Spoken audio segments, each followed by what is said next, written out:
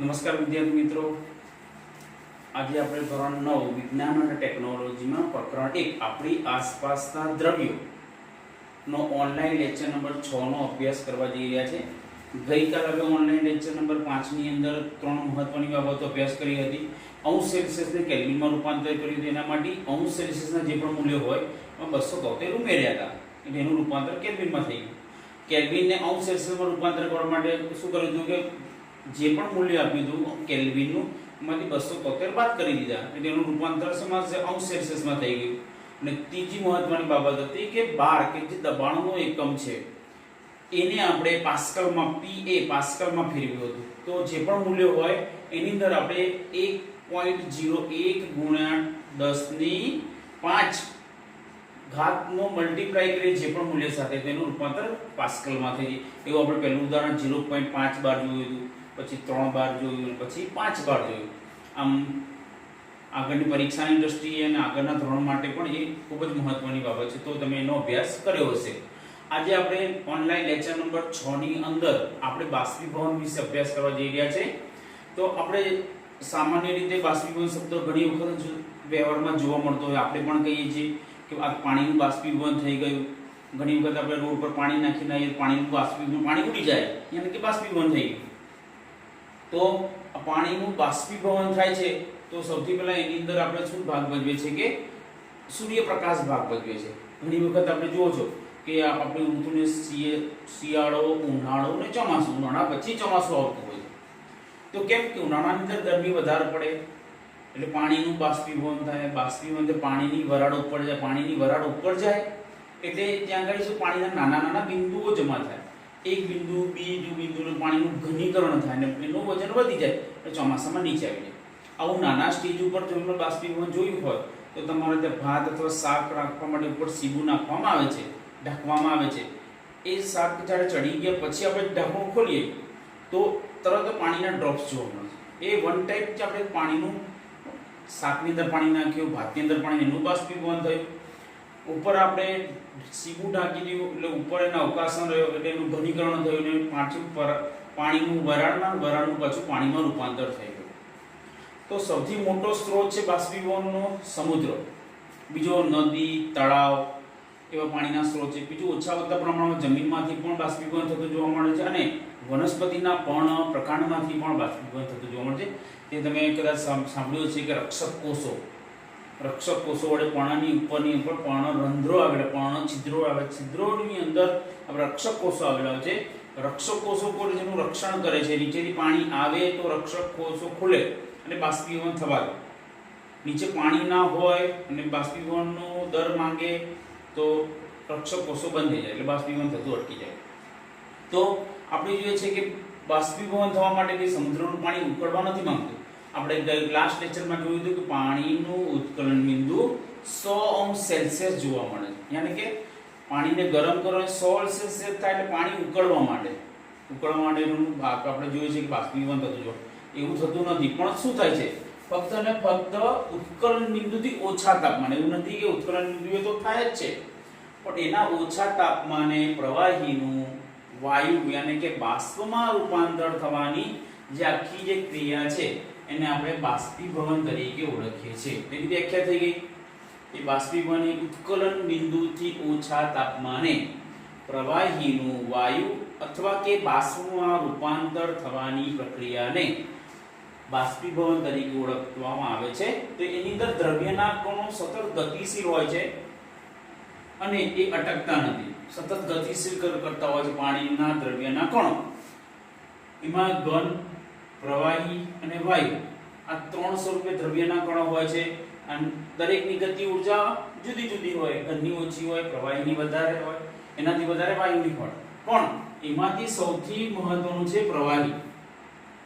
પ્રવાહીની અંદર ગતિ ઊર્જા હોવાના કારણે એ આકર્ષણ બળ, એના દ્રવ્યના કણો જે આકર્ષણ બળ ઓછું હોય છે, ઓછું હોવાથી તેનું ઝડપથી બાષ્પીભવન થાય, યાની કે સૌથી વધારે બાષ્પીભવન ક્યાં થાય છે, પ્રવાહીમાંથી થાય છે। આપણે જોઈએ છે ઘન જમીન ઉપરથી જોવાનું, વાતાવરણમાંથી કોઈ બાષ્પીભવન ઓછું થતું જોવા મળે છે, તો સૌથી વધારે બાષ્પીભવન ક્યાં આગળ જોવા મળે છે, પાણીની અંદર। એનો મેઇન કોન્સેપ્ટ છે કે પ્રવાહીમાં ગતિ ઊર્જા વધારે છે એના કારણે એના દ્રવ્યના કણો વચ્ચે આકર્ષણ બળ ઓછું હોય. આકર્ષણ બળ ઓછું હોય એટલે એનું બાષ્પીભવન ઝડપથી થાય છે. ઘનની અંદર આકર્ષણ બળ વધારે હોય એટલે એની ગતિ ઊર્જા ઓછી થાય એટલે એનું બાષ્પીભવન ઓછું થાય છે. આમ પ્રવાહીમાંથી સૌથી વધારે બાષ્પીભવન થતું જોવા મળે છે. આવી જ એક પ્રવૃત્તિ આપણી ચોપડીની અંદર છે, પ્રવૃત્તિ નંબર 1.14 બાષ્પીભવન પર અસર કરતા પરિબળો. તો આપણે જોઈએ છે કે એક ટેસ્ટ ટ્યુબ, એટલે કે કાચની ટેસ્ટ ટ્યુબ હોય, એ એક ચાઇના ડીશ હોય જેને કે રકાબી હોય એની અંદર. તો આમ જુદી જુદી જગ્યાએ આપણે એક ટેસ્ટ ટ્યુબમાં પાણી લઈ અને બારીમાં મૂકો, એક રકાબીમાં પાણી લઈને બારીમાં મૂકો, અને બીજી એક રકાબી લો કે એને આપણે ઘરની અંદર મૂકો, તિજોરીની અંદર મૂકો, તો શું જોવા મળશે? સૌથી વધારે બાષ્પીભવનનો દર ક્યાં જોવા મળશે? કે જે રકાબી છે, રકાબીમાં ક્ષેત્રફળ વધારે છે, હવાના વાતાવરણની નજીક છે, બરોબર છે. તો કયા કે તાપમાન પર આધાર છે, સંપર્ક સપાટી પર આધાર રાખે છે, પવનની ઝડપ, આ ત્રણ વસ્તુ એને ત્યાં આગળ છે બારીની નજીક અસર કરશે. ચાઇના ડીશ એટલે કે આપણે સાની રકાબીની અંદર, તો રકાબીમાં રહેલું જે પાણી છે એનું ઝડપથી બાષ્પીભવન થશે. કારણ શું?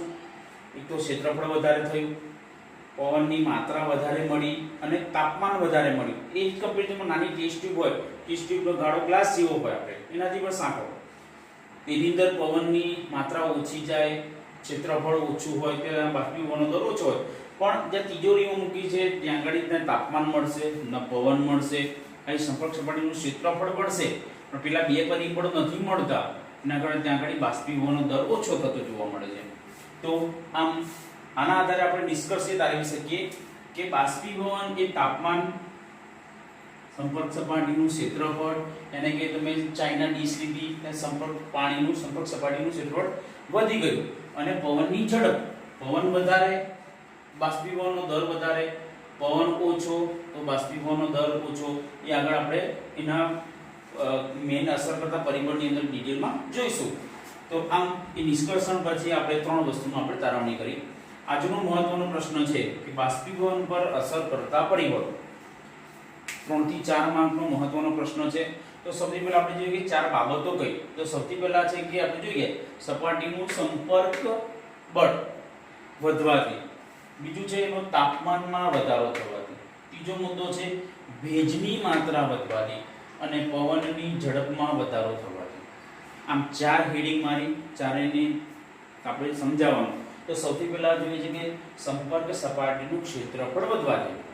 હાલ જ આપણે પ્રવૃત્તિના આધારે પ્રૂફ કર્યું કે ડીશમાં રહેલું જે પાણી છે એ ઝડપથી સુકાય છે. આગળ આપણે જોયું કે રકાબી હોય અને કપમાં હોય, તો રકાબીમાં આપણે ઝડપથી ચા હોય એ ઠંડી થાય છે, કપમાં ઓછી વાર લાગે છે. એમાં શું બતાવે છે? સંપર્ક સપાટીનું ક્ષેત્રફળ વધે છે તો બાષ્પીભવનનો દર વધે છે. એવું એક બીજું ઉદાહરણ લઈએ કે ધાબા પર આપણે કપડાં સુકવવા ગયા, કોઈ પણ શર્ટ છે, શર્ટને આમ લોચો કરીને મૂકી રાખો તો ઓછી ઝડપથી સુકાશે, પણ એને આપણે શું કરવાનું? ફેલાવવો પડે, કમ્પ્લીટ ફેલાઈ દઈએ. શું થયું? ફેલાયું એટલે સંપર્ક સપાટીનું ક્ષેત્રફળ વધી ગયું. વધી ગયું એટલે ત્યાં આગળ બાષ્પીભવનનો દર વધશે.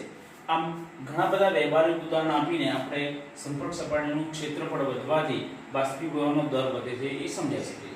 બીજું છે તાપમાનમાં વધારો થવાથી. આપણે જોઈએ છે કે તાપમાનનો વધારો, કે આપણે જોઈએ છે કે સવારે કપડાં સુકવ્યા હોય, બપોરે સુકવ્યા હોય, તો બેની કમ્પેરિઝનમાં સવારે ઊંઘ્યા તો 2 થી 3 કલાક કપડાં સુકવવા પડે, બપોરે 12 વાગે સૂકવો તો 1 કલાકમાં કપડાં સુકાઈ જાય. શું થઈ ગયું કે સવારે તાપમાન ઓછું હોય છે, દિવસે તાપમાન જેમ જેમ થાય એમ તાપમાનમાં વધારો થતો જોવા મળે છે. એવું જ બીજું પણ ઉદાહરણ લઈ શકીએ કે આપણે એક કપડાં આપણે રૂમની અંદર સુકાવ્યા છે, બીજું ઓસરીમાં સુક્યા છે, અને ત્રીજા આપણે ક્યાં સૂકવ્યા છે? ધાબા પર સૂક્યા છે. તો કયા કપડાં સૌથી પહેલા સુકાશે? કે જ્યાં તાપમાન વધારે છે ધાબા પર ત્યાં સુકાશે. બીજા નંબરમાં ઓસરીમાં છે ત્યાં સુકાશે.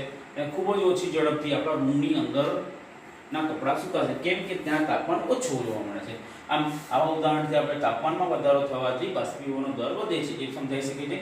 ભેજની માત્રા ઘટાડો. ભેજ એટલે શું? હવામાં રહેલું પાણી.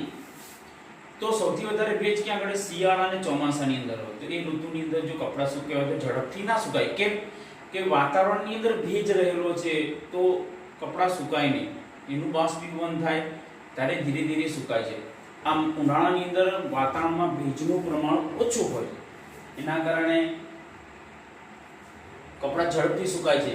એમાં પણ શિયાળાની ઋતુમાં જે સવારે ઠંડી વધારે હોય, બપોરે ઠંડી ઓછી હોય સૂર્યપ્રકાશના કારણે, તો સવારે ઓછી માત્રામાં કપડાં સુકાય છે, અહીંયા ઝડપથી કપડાં સુકાઈ જતા જોવા મળે છે. આમ આપણે ભેજની માત્રામાં વધારો થવાથી આપણે કપડાં શું થઈ જાય છે કે ઝડપથી સુકાતા જોવા મળે છે. આમ ભેજની માત્રામાં ઘટાડો થવાથી પણ બાષ્પીભવનના દરમાં વધારો થતા જોવા મળે છે. જે ઉનાળાની ઋતુ હોય તો ભેજની માત્રા ઘટી જતી જોવા મળે છે. પવનની ઝડપ આપણે જોયું છે કે કપડાં સૂકવ્યા હોય એનું જ ઉદાહરણ લઈએ. ધાબા પર સૂકવ્યા હોય, પવન સારો હોય તો ઝડપથી કપડાં સુકાય, પવન ઓછો હોય તો ઓછી ઝડપથી કપડાં સુકાઈ જાય. તો પવનની ઝડપ વધતા બાષ્પીભવનનો દર વધે છે, પવનની ઝડપ ઘટે તો બાષ્પીભવનનો દર ઘટી જાય છે. તો આવું ઉદાહરણ આપણે ધાબા પર કપડાં સૂક્યા હોય, ઓસરીમાં સૂક્યા હોય, ઘરમાં સૂક્યા હોય તો પવન આપણે જોઈએ છે કે ધાબા પર સૌથી વધારે અડે, ઓસરીમાં નથી ઓછો અને રૂમમાં સૌથી ઓછો ન અડે. આમ પવનની ઝડપ એ પણ શું કરે છે કે બાષ્પીભવનના દર પર અસર કરે છે. આમ વ્યવહારિક ઉદાહરણના આધારે આપણે 4 મુદ્દા સમજાવવાના છે.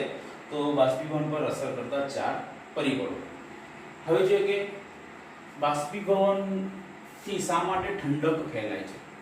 આપણે જુદા જુદા 7 પ્રશ્નો, વૈજ્ઞાનિક કારણો કહીએ, એ બધા જ વૈજ્ઞાનિક કારણો પ્રત્યક્ષ પરોક્ષ રીતે બાષ્પીભવનના નિયમો પર આધારિત છે. તો સૌથી પહેલા પ્રશ્ન છે કે બાષ્પીભવનથી શા કારણે ઠંડક મળે છે. તો પહેલું જેનું કારણ છે કે પ્રવાહીના અંદર આપણે જોઈએ છે કે વાતાવરણની અંદર પ્રવાહી હોય છે, એ પ્રવાહીના કણો વચ્ચે ઊર્જાનું અવશોષણ થાય છે. અવશોષણ થવાને કારણે શું થઈ જાય છે કે આપણને ઠંડક વાતાવરણની બાષ્પીભવનના કારણે ઠંડક થતું જોવા મળે છે. બાષ્પીભવન વધે તો વાતાવરણમાં શું થાય છે, પ્રવાહીના કણો જોવા મળે, એના કારણે શું થાય છે કે ઊર્જાનું અવશોષણ થાય, એના કારણે વાતાવરણમાં ઠંડક જોવા મળે છે. બીજો પ્રશ્ન છે કે તમે ગ્લાસની અંદર ઠંડુ પાણી ભર્યું હોય તો થોડી જ વારમાં બહારની બાજુ નાના નાના પાણીના ટીપા બાજી જશે. એના પરથી આપણે અર્થઘટન કહી શકીએ કે પાણી કેટલું ઠંડુ છે, કેટલું ગરમ છે, આપણે જોઈ શકીએ છીએ. તો પાણીના ડ્રોપ્સ ક્યાંથી આવે?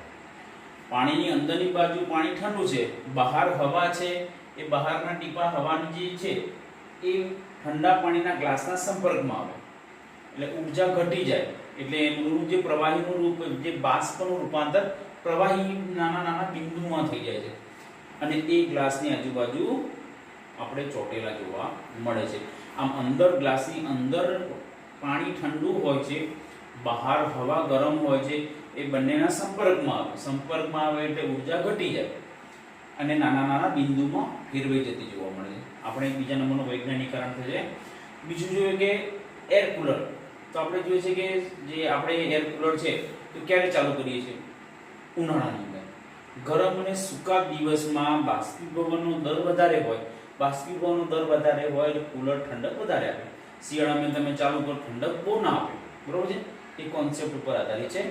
માટલામાં રહેલું પાણી ઠંડુ કેમ હોય છે? કારણ કે શું થાય છે કે માટલામાં પાણી રહેલું હોય છે, બહારની બાજુ હવા રહેલું છે, ત્યાંથી સતત બાષ્પીભવન થાય છે. આ માટલાની જે માટીનું જે માટલું હોય છે ત્યાંથી બાષ્પીભવન થતું જોવા મળે છે.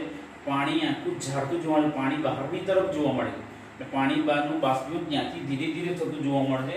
એટલે પાણી, માટલાની અંદર રહેલું પાણી ઠંડુ જોવા મળે છે. કેમ? બહારની તરફથી સતત બાષ્પીભવન થતું જોવા મળે છે. એ રીતે જ બાષ્પશીલ દ્રવ્ય છે એસિટોન, પેટ્રોલ, અત્તર, સ્પિરિટ, આલ્કોહોલ, આ બધા બાષ્પશીલ દ્રવ્ય છે. બાષ્પશીલ દ્રવ્યને સળગાયા બાદ પેટ્રોલને બહાર મૂકો તો ગાયબ થઈ જાય, અત્તરની શીશીને ખુલ્લી મૂકો તો ગાયબ થઈ જાય. ક્યાં ગયું? તો ધેટ મીન્સ કેવા છે? બાષ્પશીલ દ્રવ્ય છે, એ ઊર્જા ગ્રહણ કરે છે. અને પેટ્રોલ અહીંયા હાથ મૂકી રાખો, પંખા નીચે રાખો તો ઉડી જશે અને આપણને ઠંડક મળશે. કારણ શું? બાષ્પશીલ દ્રવ્ય છે એનું શું થઈ ગયું? ઝડપથી બાષ્પીભવન થાય. બાષ્પીભવન થવાના કારણે આપણને ઠંડક, હાથમાં ઠંડક મળે છે. કપ કરતા રકાબીમાં કોઈ પણ વસ્તુ ઝડપથી ઠંડી થાય છે કારણ કે આપણે જોઈએ છે રકાબીની અંદર સંપર્ક સપાટીનું ક્ષેત્રફળ વધે છે.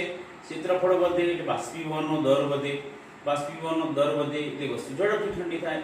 એ જ કપની અંદર બાષ્પીભવનનો દર ઓછો એટલે ત્યાં એ વસ્તુ ઓછી ઝડપથી ઠંડી થતી જોવા મળે છે. સાતમો નંબર છે કે આપણે સુતરાઉ કાપડ પહેરીએ છીએ. ઉનાળાની અંદર આપણે સુતરાઉ કાપડ યાની કે કોટનના કપડાં પહેરીએ છીએ. એનું કારણ કે ઉનાળાની અંદર આપણને પરસેવો થાય એટલે કપડાની અંદર એ શોષાઈ જાય એટલે કપડાં આપણા ભીના થઈ જાય અને ત્યાંથી બાષ્પીભવન થાય એટલે આપણને શું થઈ જાય છે કે સેજ આપણને પવન આવે ઠંડક મળે છે. એ જ આપણે પોલિસ્ટરના પહેરીએ તો પોલિસ્ટરના કપડાં એનું શોષણ ના કરે, આપણા શરીરમાંથી નીતરી જાય, એનું શોષણ ના કરે યાની કે એનું પાણી અંદર ના જાય. તો શું થઈ જાય છે કે સુતરાઉ કાપડની અંદર પાણીનું શું થઈ જતું જોવા મળે છે કે અવશોષણ થતાં પરસેવો અવશોષિત થાય છે અને બાષ્પીભવન સરળતા થાય છે અને આપણને ઠંડક પ્રાપ્ત થાય છે. આમ ઉનાળામાં આપણે સુતરાઉ કાપડ યાને કોટનના કપડાં પહેરીએ છીએ. આમ બાષ્પીભવનની વ્યાખ્યા, એના પર અસર કરતા પરિબળો, એના પર આધારિત નાના 7 વૈજ્ઞાનિક કારણો. તો વિદ્યાર્થી મિત્રો, આજે આપણે બાષ્પીભવનનો અભ્યાસ કર્યો. ખૂબ જ મહત્વનો ટોપિક છે.